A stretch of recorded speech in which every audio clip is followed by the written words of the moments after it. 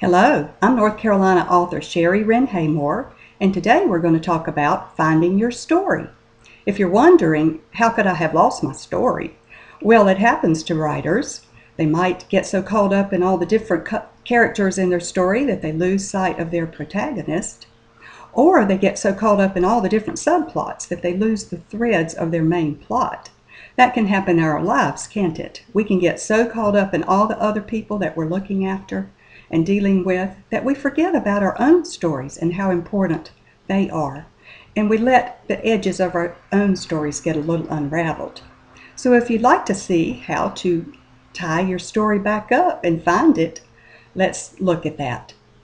First, we'll go back to the beginning and we'll honor our subplots and we'll refresh our perspective. We have to go back to the beginning, don't we? If you look back at your childhood, I think sometimes the elements of your story are beginning even there in the dreams that you had and the gifts that you had and the things that most inspired you. But as adults, we come to a point where the vision is so acute and we so know what we want and we know what we're supposed to do. And yet sometimes we get off track. So go back to that point when you're an adult and you remember. Go back and look at your journals if you kept them, or think about what you were reading during that time period or the people that you were communicating with. And what was that story? What was that thing that was so important that you knew you were supposed to be doing it? In my case, I went recently back to the note cards that I kept. I'm too disorganized to keep a journal, but I had note cards with Bible verses and quotes and my own thoughts, and I knew so acutely that I was meant to be an author. But we get caught up in other things, don't we? So go back and see what got you off track. Maybe you need to forgive someone. Maybe you need to forgive yourself.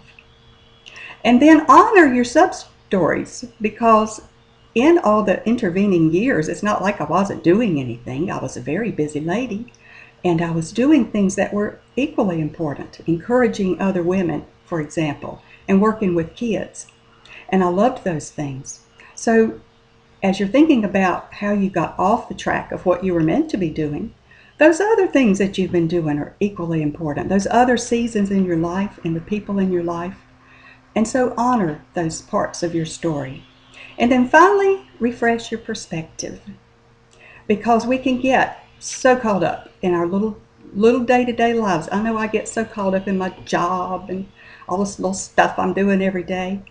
But our stories, what we're here for, are so important. And they're part of something bigger, a bigger story that's going on.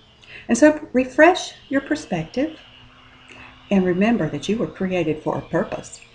If you'd like to see what I've written, the stories that I've written, my first novel is A Higher Voice, and my second novel is A Deeper Cut. Both are suspense. And if you'd like to read more about them, my website is sherrywrenhaymore.com. Until next time, I'm Sherry Wren Haymore, North Carolina author. Goodbye.